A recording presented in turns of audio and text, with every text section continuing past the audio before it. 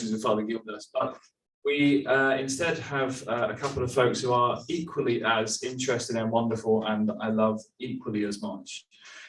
They've had various introductions over the course of the weekend by different people.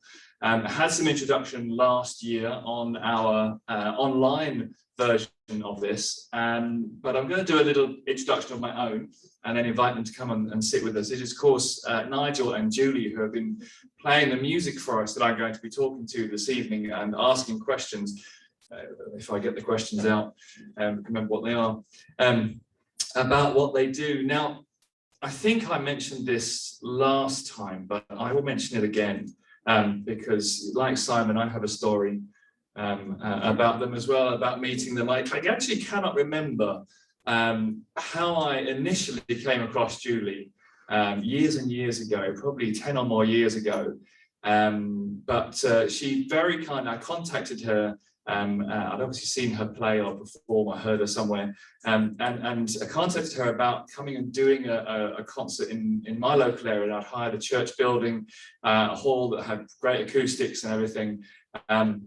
And she was very, very kind and sent me a free copy of her first 3 albums, I think. I think one of them is one of them's at the back, isn't it? Yeah. So, and I loved them immediately. Her music was just beautiful. So I booked her in to do this concert, and then due to, I can't remember what it was down to. It was, like I said, it was 10 years ago or something. But we had to cancel it in the end. So I didn't get to see her in person, didn't get to hear her play. So instead of that, what I decided to do was to invite her to come and play at the annual gathering one year when we were at Windmill Farm. And this was a few years ago as well. And she said to me, I will provisionally book that date in, but I might not be able to make it. And I thought, well, that's a bit cheeky. I've got here first. I've got the date first. It's free at the moment. Why can't you just book me in? And then she contacted me because we've kind of programmed this in, but we're within plenty of time. She contacted me and said, I'm really sorry, but that other thing, that's going to be on that date now, so I can't make it. And I thought, well, that's just a bit cheeky, isn't it? But it ended up that what she was doing on that day was marrying Nigel. So we'll let her on. But finally, I managed to hear them play live at the Celtic Summer School. And then we invited them last year, and then, of course, we couldn't do it. And they pre-recorded a beautiful concert, which I was privileged to be able to watch the whole thing, you know, as they sent it to me. And the broadcast didn't quite broadcast to most people quite as well as I was watching it. It was lovely and smooth and beautiful while I was watching it. So tonight, we have an immense privilege that's taken about 12 years in the making to see Nigel and Julie live at the annual gathering. And it's wonderful. So please, Nigel and Julie, come. Scary coming up here. Just don't move too far. Yeah, I was going to say. The chance of falling off this thing is quite high. Yeah. Which, if you see it going, Gary, if you just see it going, yeah, just run up rush. and catch it. Yeah. Wonderful. Oh, it's very scary. Great, welcome. It's so lovely to sit here and chat with you. And I just want to have a conversation with you, and these will overhear the conversation that we're having. So you are called Celtish? Is that how you would? Is that like a name of a band? Do you know what? Nigel Cameron and Julie Cameron Hall. It is a kind of a bit of a mouthful, isn't it? We've been to so many conferences that have got our names wrong on our name badges. I've been called everything from Nigel Hall. You've been called everything, you know. Julie Cameron, Julie Hall Cameron. So when we're together and particularly doing music, we're known as Celtish. Excellent. Thank you. And why Celtish? Is that because you're a bit Celtic but not quite? It's not far from the truth, because we actually do love fusion. We love taking music from other sounds, other traditions, and we've both got kind of Celtic DNA. My granny was an Irish folk singer from Dublin. She was called Teresa McCarthy, apparently, and she was quite well known in her little community as a singer, and that's probably why I resonate so much with the Celtic sounds, because it's kind of in the bones somewhere. And Nigel is a genuine Irishman. Well, here's the thing. You know the way in Ireland, there's a lot of division around politics, what sport you play. Well, some people don't realize that the same thing is true of music.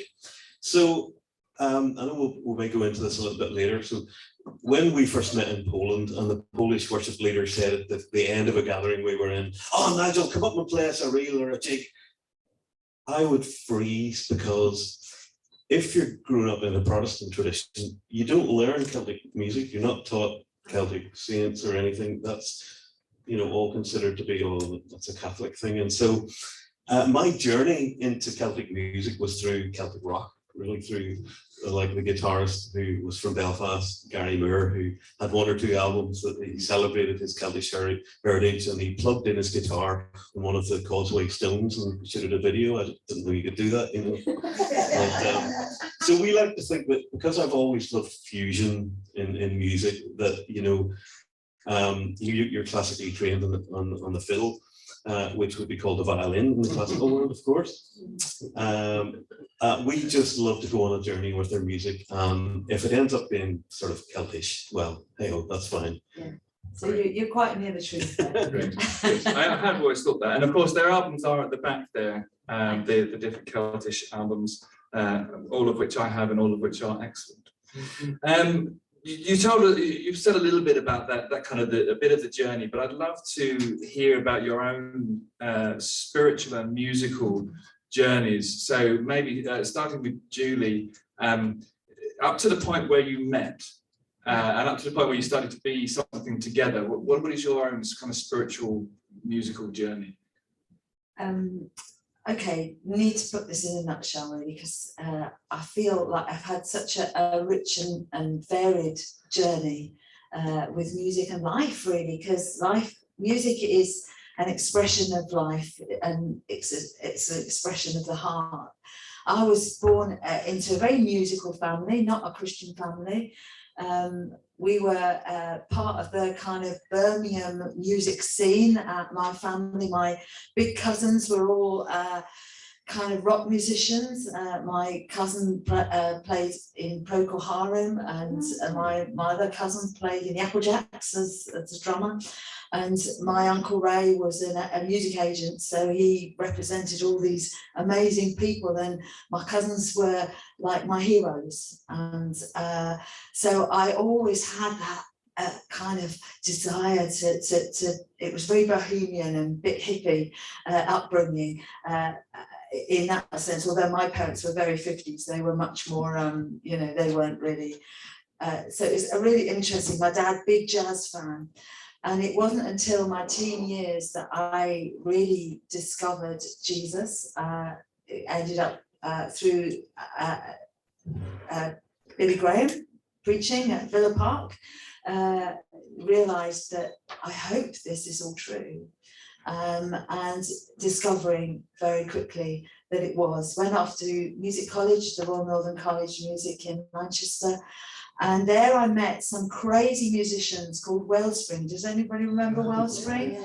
Wellspring is very much involved with what is now Epiphany, which is formerly known as Wellspring, with a few extra additions. So, which we'll get onto shortly. Yes, and those guys used improvised music, mostly classical musicians using improvised music as a language. Okay.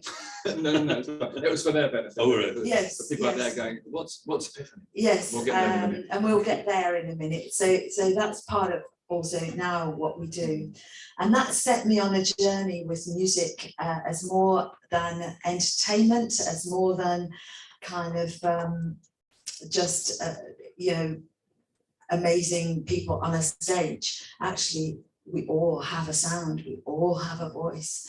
And so soon after that, I met my late husband, David, who was a Baptist pastor, and we ended up pastoring churches, first down in North Devon and then in Sussex. Very, very happy times in my life. I had my 3 children down in North Devon, and all that time I was working as a musician, teaching violin, running music groups and that sort of thing, playing whenever I could, and still playing alongside my friends, and beginning to write my own songs and touching into something of my own heritage, of the Celtic heritage.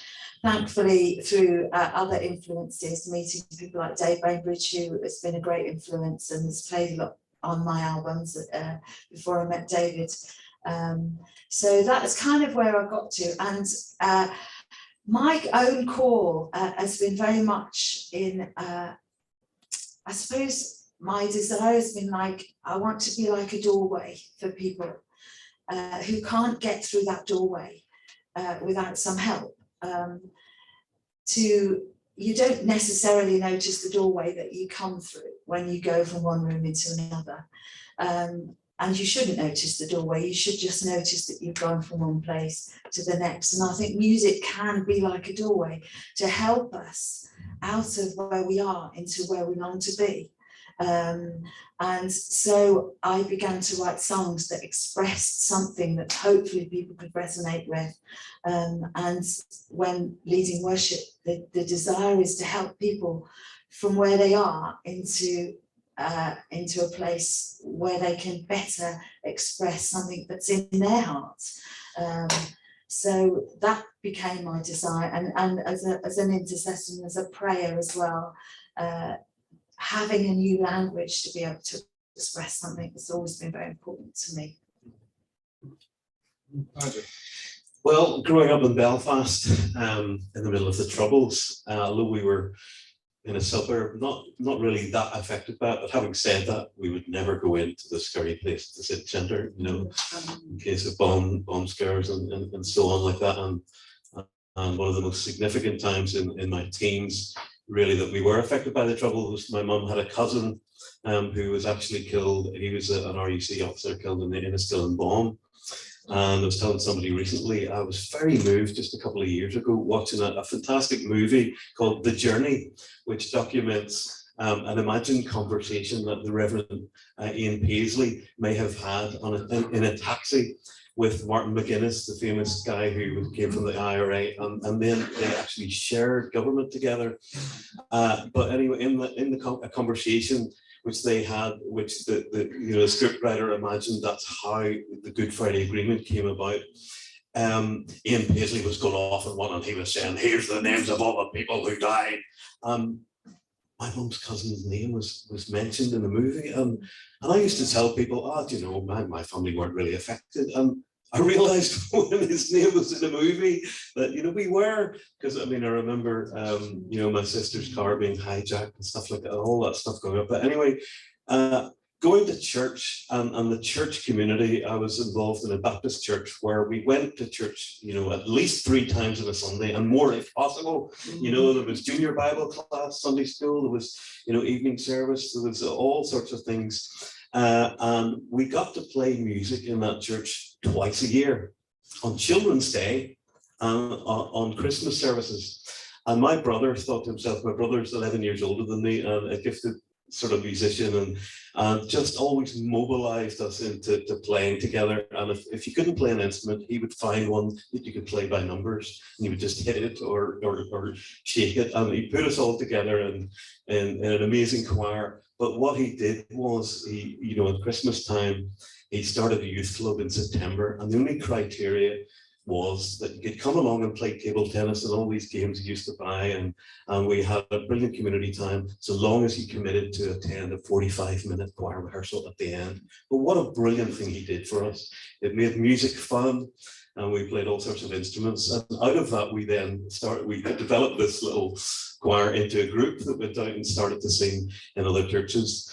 A side story to that was when at a time when struggling leadership in our church, when they realized that we were going out and doing this, they told us we were doing something that was unscriptural and all this. But anyway, I digress. I'm so thankful that I had music, because we ended up starting a Christian rock band in the era. I came to faith, actually. I'm really thankful for, through an organization called Christian Endeavor. I don't know whether anybody remembers that organization, but a tremendous organization which encourages children from the very young age to take a leadership role and lead a prayer meeting or lead a missionary meeting and to pray out loud, but also to go into little sort of talent competitions with other societies. And I mean, through that, again, my brother helped us, trained us how to sing in harmony. And even as kids, we had a little group that went around singing. But out of all that musical background, I couldn't wait until I was able to join a band in my teenage years.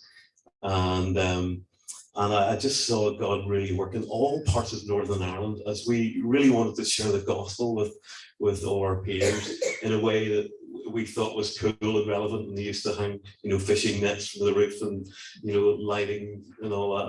And, music brought me so much. And I mean, going on from there, being involved in worship and getting invited, then it was in my first band. It was a bass player, actually, who one day we were practicing some acoustic songs, because it was cool to maybe do an acoustic song in a rock band set. And he had a tin whistle, and he said to me, "Nigel, I can't get anything out of that. You have a try." And so I was a teenager before I held a whistle in my hand, and all of a sudden I found this sort of expression, and that is something I'm very thankful for, because I grew up with no knowledge of Irish folk music at all. It was Celtic rock was my thing. When I discovered it, what is this music? What are these melodies? And then I discovered folk music. And through that Celtic twist in my music and gaining a love for that, that has taken me all around the world, as people invited me to form a band for actually a women's leadership conference in Belfast. And several years did that. Again, went to America and organized sort of worship for different conferences and things in various bands. But I'm so thankful that the Lord, even though we were told what we were doing at one time in our church, it wasn't scriptural. And there was a book came out, do you remember John Blanchard? He's written many good things, but he wrote a book called Pop Goes the Gospel. And it was so damaging to many of my peers, because many of them walked away from the church thinking, what do you mean we can't do music to reach our friends? And it's so damaging. I'm thankful that I survived that, but only through a community. Even though the leadership didn't support what we were doing, individuals within the community, received our little prayer letters that we said, "I'm praying for you, and here's some money towards your equipment," and the rest of my life, I became a civil servant because I didn't know what else to do. So believe it or not, some people find it hard to believe with what I'm doing now, that for 26 years or so, I work for the government. Just in an administration job, but it gave me tremendous freedom in the annual leave and so on, where in my spare time I did do this music. And then I ended up being paid 1 day a week by my church, and kind of really working 4 days a week, but looking after the worship teams in church. So kind of a bit of my background.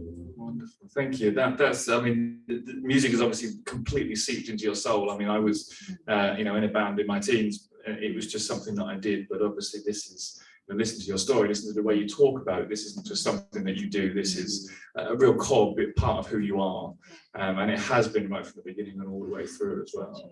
We're going to talk about Epiphany and Sounds of Wonder specifically in a minute. But is there anything you would like to add about the path? So that's the path up until kind of you were doing things together. And apart from Epiphany and Sounds of Wonder, what were you doing together? Is there an expansion on that path, and how has that worked in the last few years? That's been, you've been doing these things together as Celtish, or as just briefly just explain that I knew there was more. I really felt there was more than just leading with the 3 or 4 songs on a Sunday morning. And when a guy met at a family camp one year, who was a musician, and he loved what I was playing, he invited me to go to Poland with him, because we would represent Ireland in this week of international worship, and I was like, I'm there, you know, brilliant. The worship version of the Eurovision Song Contest. Well, Very much. well, it was basically an event where in a church in Poland, they invited different nations to come, and it was around the Feast of Tabernacles, and it was 2 hours of worship, and then handing on to another team to do 2 hours of worship. We were there representing Ireland. That was where I first met Julie. She was representing England. And very soon we became the United Kingdom and played together. And that's where we first met each other. Pick it up from there. So yes, so what happened in my story, it would be 10 years this year that my late husband David very suddenly passed away with a heart attack at the age of 52. And so you can imagine how my life completely changed. My children were in their late teens at the time. And it was a time where you find your life isn't about what you do, it's about who you are actually, because when your roles are taken away and changed, everything becomes, the fundamentals become the most important thing. And my relationship with Jesus, with God, with the Father and the Spirit together, he was so good to me in those following months. And it was a really amazing thing that even in all the sadness and the grief, which was absolutely acute, the confusion and the wondering of what would life look like next, I can truly and honestly say that God met me in the very core of my spirit, and he showed me actually in almost in one moment, and I know this is a very unusual thing, that he was enough for me. That actually he and I together were enough, and not just enough to survive, but enough to flourish and grow. We've been talking about blooming where you're planted. And I actually had for the first time in my life this revelation that I was going to be enough with him to thrive, not just to survive, because I had gone into survival mode. And so when I met Nigel and it was becoming clear that we were to have a future together, I wasn't actually looking to Nigel to complete anything within me. We were both complete people, but God was calling us together as a team. And I think that's a really important thing in our lives now. It was amazing though that I did have the privilege of meeting David, your late husband, once in bizarrely that you were in Belfast and David was preaching at an event, and we were Facebook friends, and you just happened to be looking for the loan of a keyboard, and you knew that I lived in Belfast, and all of a sudden I answered the phone, Judy from England, and invited me to come and play that evening. I brought the keyboard from church where I was working, and we sat in Belfast and had pasty suppers with your David, and it was really brilliant then for your kids to realize, you know, that when God was calling us together, our story, we almost felt this is so quick the way it happened, because what then, I was invited back by Julie to Poland again to what we had been before with her family team who were doing worship, and she wasn't actually able to go. Which wasn't a problem because God really hadn't drawn us together at that point. And it's only when I came back from that trip to Poland where amazingly, the graciousness of God, I met your daughter and son-in-law. They were representing Belgium at this event, and they asked me, could I come and play my whistles and percussion on their team? The Lord was introducing me to my future family, even though I didn't know that. And when I came back home, you were trying to find out from your sister, how did it go? And you were Facebooking me, and all of a sudden we started connecting. I was sharing how it went on in Poland, and I was at a time of my life at that point where I was on a career break from the civil service, actually discovering who I really am. I'm not Mr. Timber Sales from the Forest Service that can't take a week's holiday without a work backlog. I'm more than that, and I thought it was to set up a photography business, but I realized it was to discover the beauty of God's creation, not taking photographs that can sell commercially. And I had this wonderful experience, but at that time,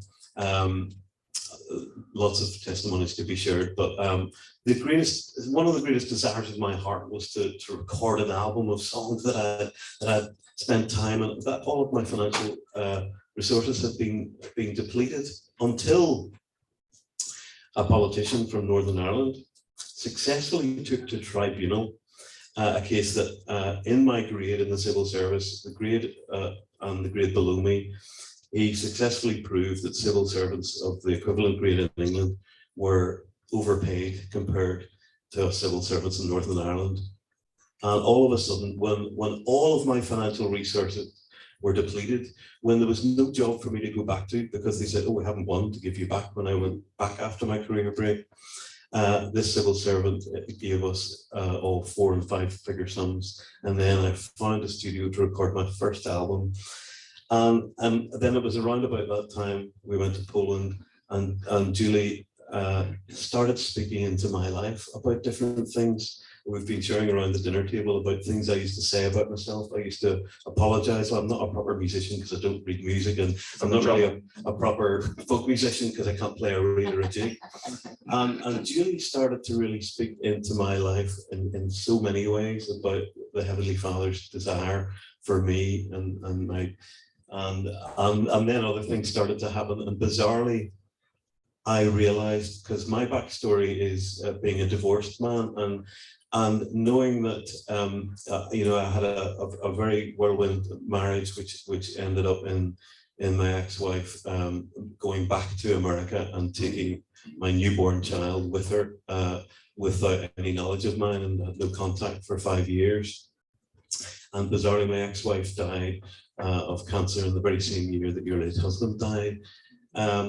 But processing a lot of stuff in our lives, we started to realize what is happening here. There's something happening. And I had planned to go on a trip to see my daughter for a couple of weeks. And all of my annual leave was taken up with that. And I just felt, the Lord, Julie's a musician.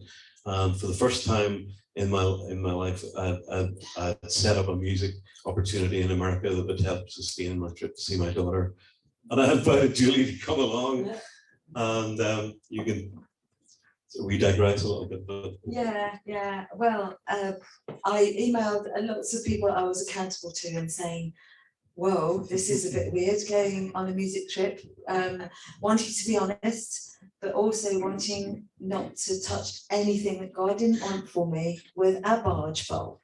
And all of them came back and said, getting a green light, go for it. So the rest, as they say, is history. And it's been quite remarkable how God has made it clear what our path should be.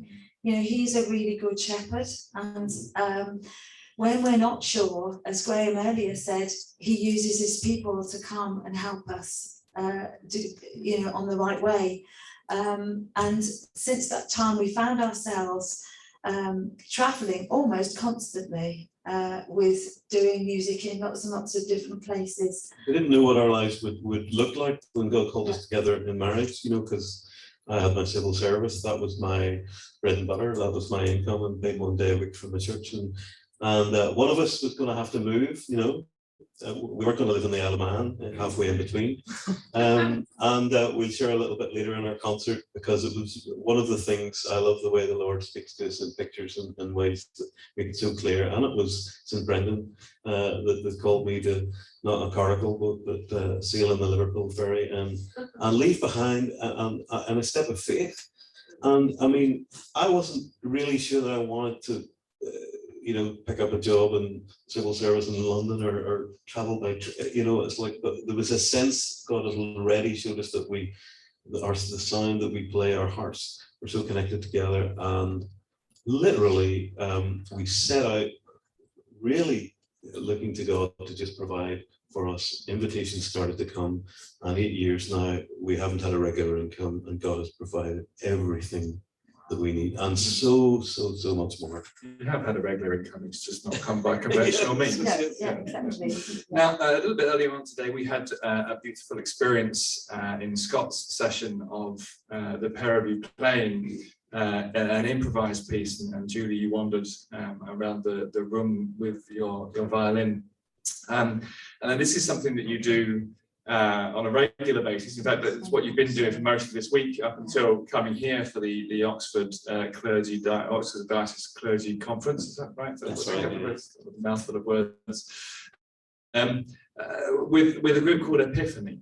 Now, I had a beautiful experience with Epiphany at a CMS Pioneers Day, and I meant to bring the sound portrait with me, but I left it at home. I realised as I was driving here halfway here that I'd left it behind.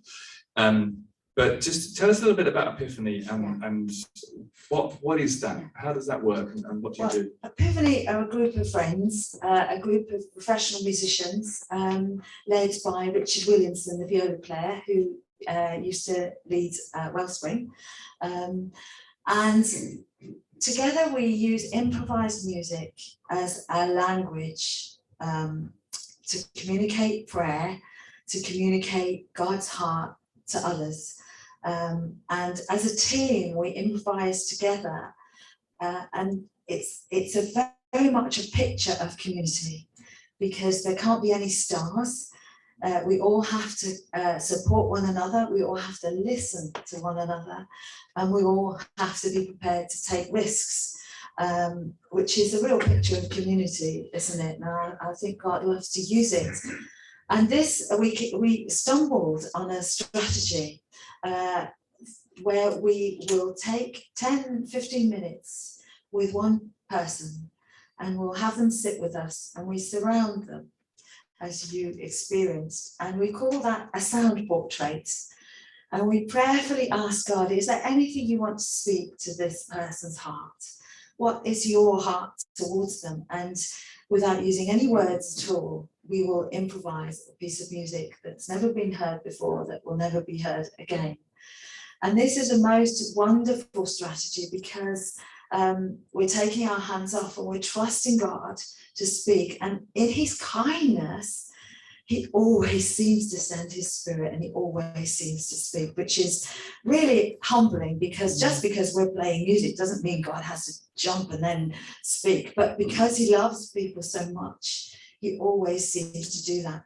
But it works in the most amazing settings. We've played our sound portraits in the National Portrait Gallery, in the British Parliament, in the European Parliament. The Ideal Home Show. Ideal Home Show. We sat for 3 weeks in a treehouse, for goodness sake, in a materialistic mecca, and played sound portraits for guests who queued all the way for an hour to receive a sound portrait. I mean, how amazing was that for 3 weeks? It nearly killed us.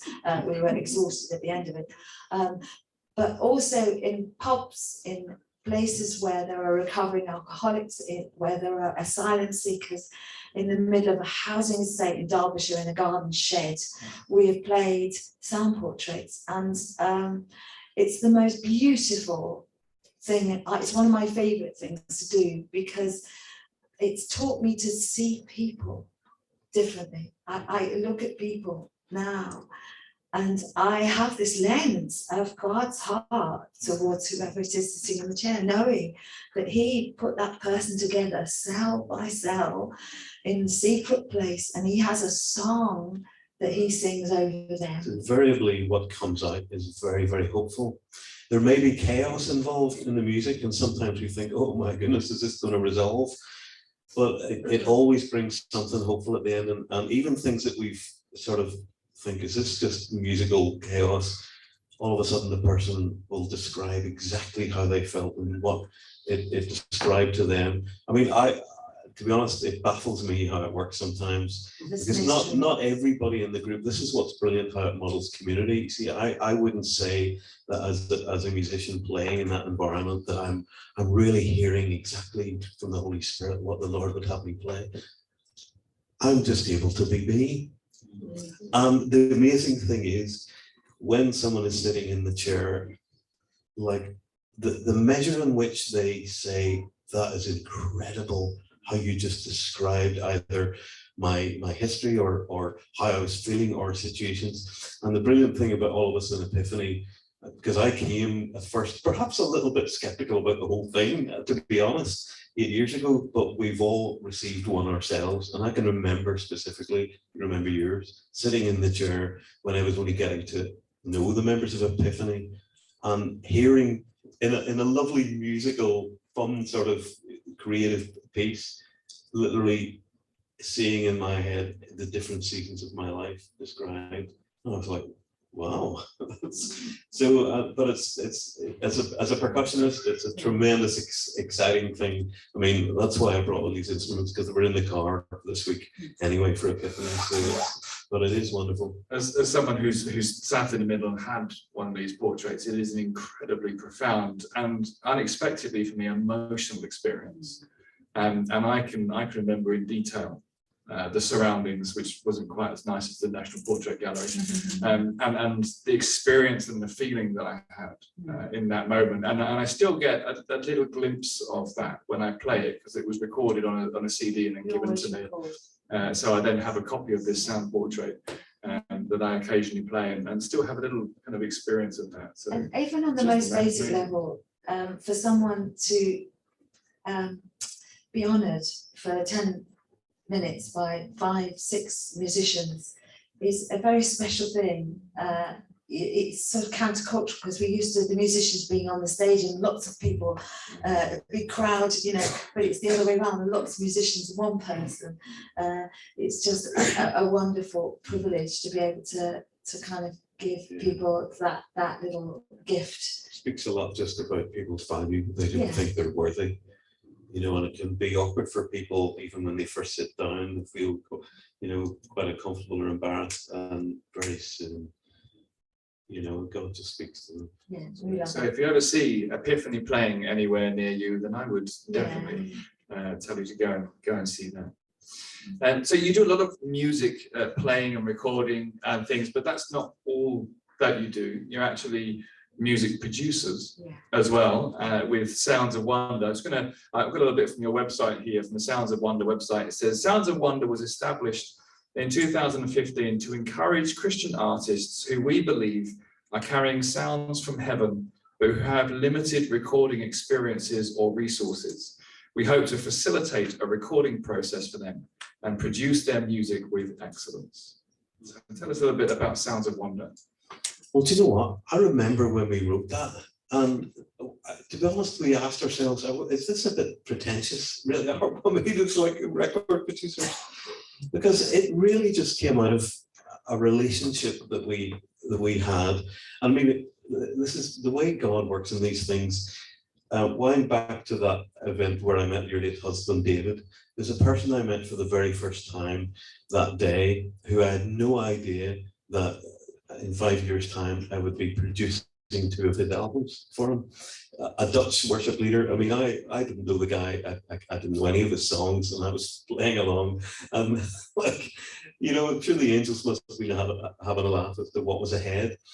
But the first thing we did together, which was amazing, in the recording studio, Julie had a wonderful relationship with a bunch of 2 Christian guys who run a recording studio in Starbridge, and you'd already recorded your beautiful Warrior Bride album there. But what I love about when we come together in marriage is one of the verses that was very important to me was, delight yourself in the Lord and he will give you the desire of your heart. Now in Belfast, one of the things I loved to do was I was involved in the kids or all age worship and holiday Bible clubs, and I'd written lots of songs, fun songs, Bible-based songs, and you know, to a high level where we had like a brass section and all. And one of the desires of my heart was to record these songs for posterity and get them into people's homes. And the desires of my heart weren't fulfilled in Belfast, and even though we tried, but yet, you see, when you have a wife who loves you and gets your heart, she'll want to support and And so one of the first things we did, even before we were married, we were in the studio starting to record these songs. And I just put out a video on Facebook last week of one of those songs, which is about Paddington Bear, which is such a relevant message about the refugees. But that gave me, I mean, I had one experience of recording my own album and so many other experiences in Northern Ireland of recording things with other people and being so frustrated because the results weren't what I felt should have happened. And yet I didn't know then that I have the ear that is the Holy Spirit's gift in hearing music.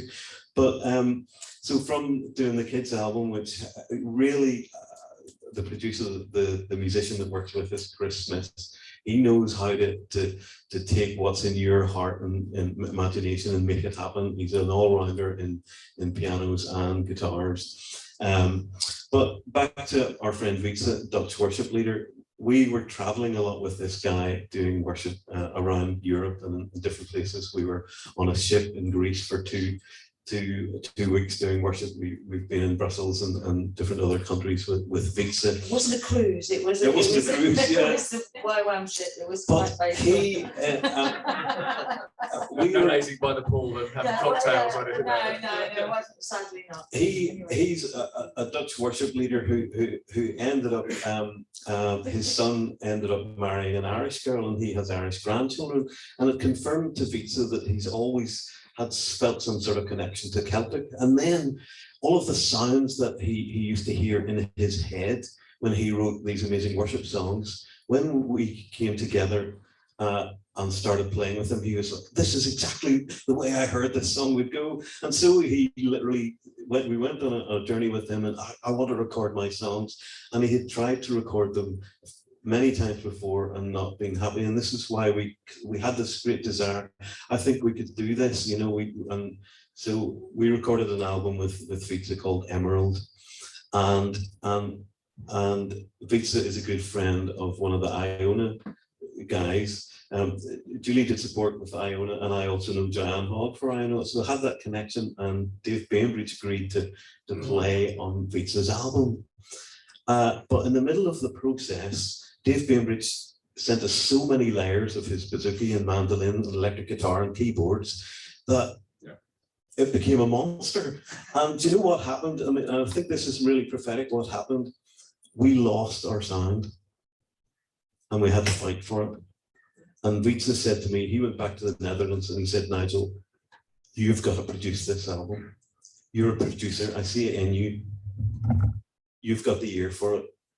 You can make the decisions. You're the producer. And I went, what, really? What?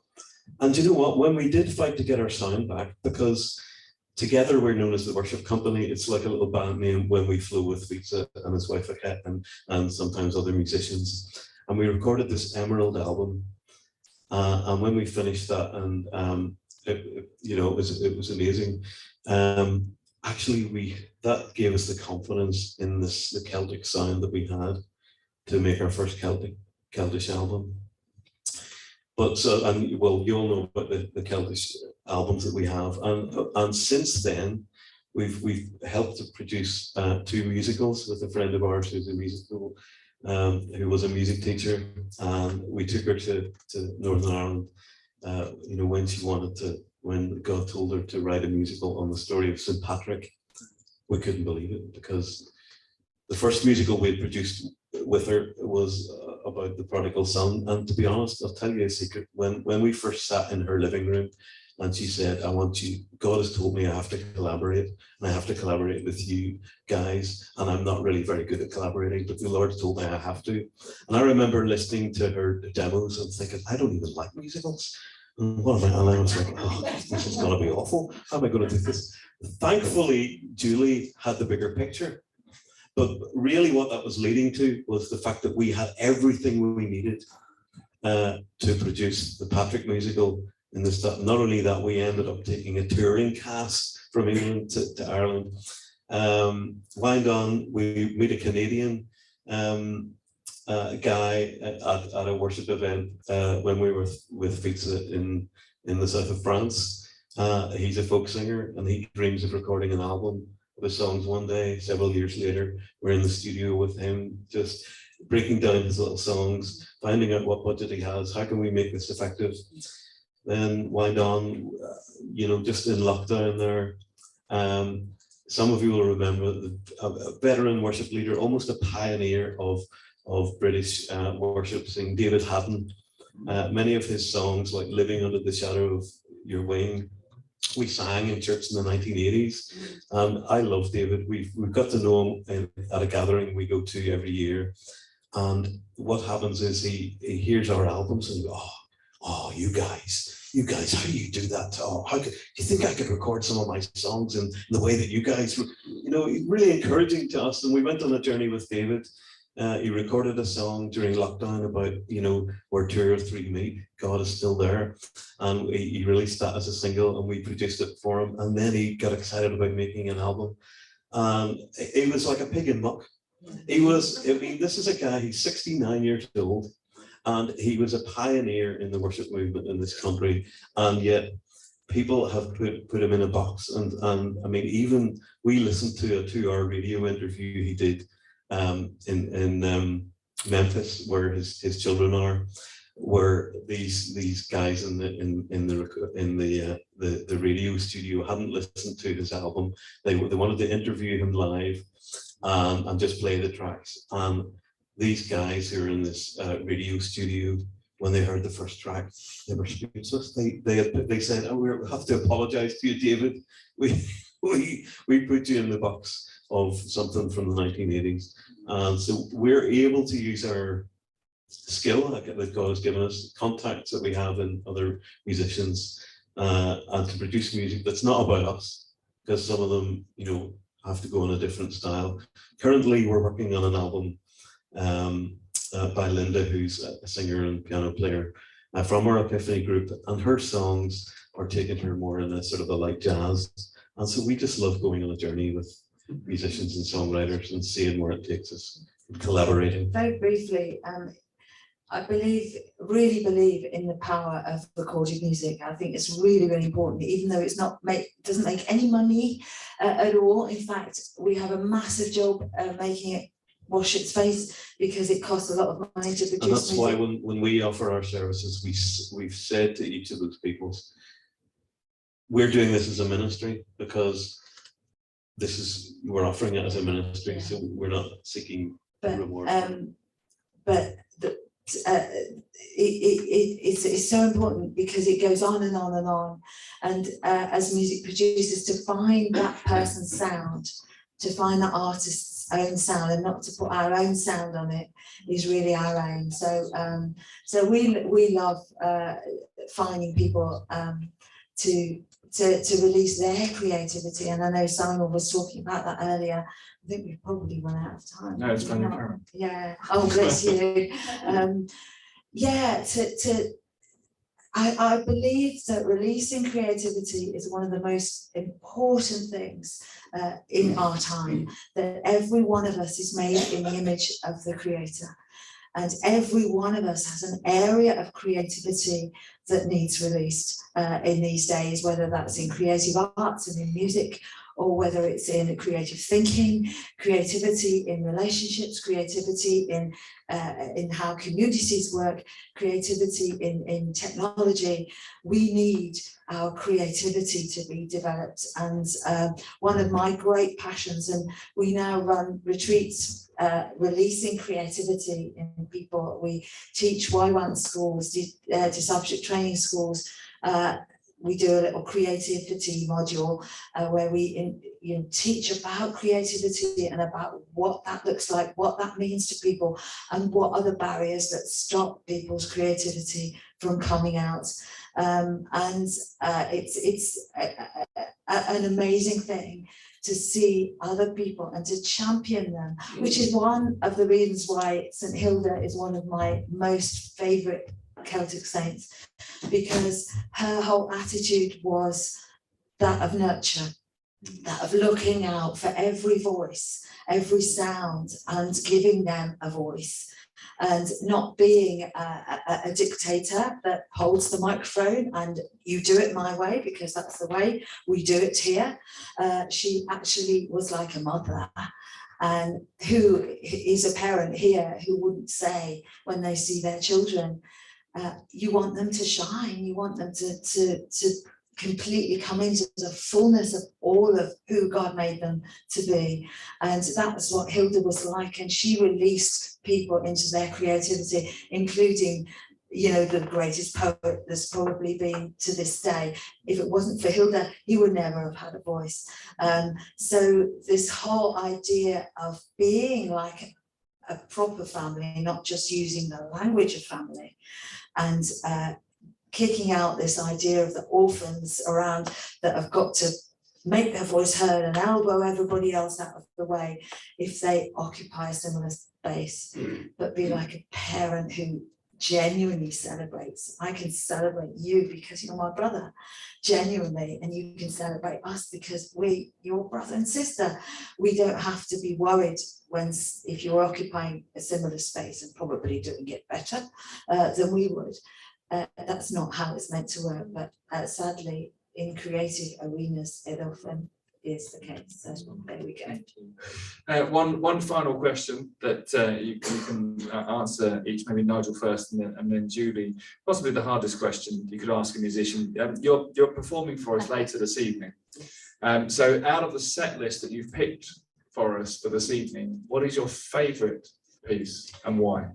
Well, that possibly could be a different answer at any given night, but the one I'll choose is because there's a song from our Celtish Devotion album called Patrick's Devotion, which started out as part of the Patrick musical, and in fact it was a song that didn't exist until as people who are trying to produce this musical thing, we realized we needed a big closing song, a big sort of, you know, and in a style which I wouldn't normally sing in.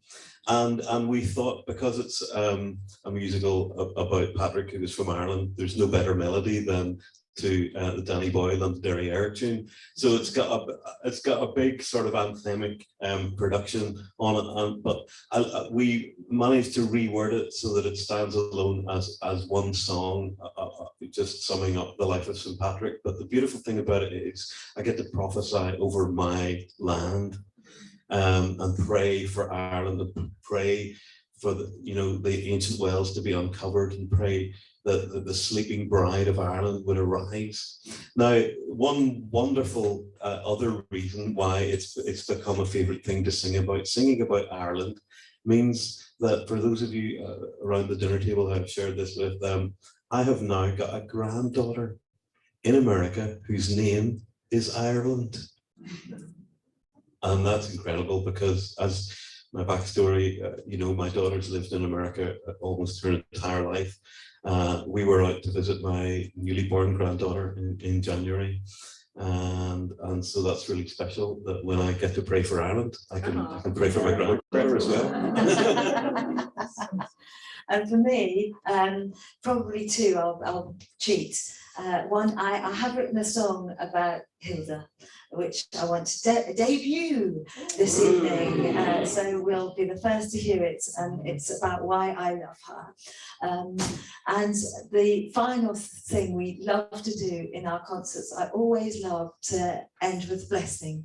And the particular blessing that I'm going to sing this evening is from Numbers chapter 6, called the Aaronic blessing. And it's a blessing from God's very own mouth. He said to Moses, tell Aaron to say this over the people every single day of the journey. And it's a blessing for the journey. And I love to sing it because what is a blessing? It's God's heart's desire towards people. So I know that when I sing those words, I am actually singing God's very own heart's desire towards the people who are listening. And it's a beautiful thing to be able to sing God's own very own words and know that that is going into people's hearts because it's God's own. We don't have any doubt because he said it himself. This is what I want you to know. So that's why I'm going to sing that, and that's going to be my favourite. Thank you very much. Well, please do go and visit the stall at the back, get some information, Sounds of Wonder website, book Epiphany to come to your church, give your local area an incredible day. And please give a round of applause to Julie. Celtish.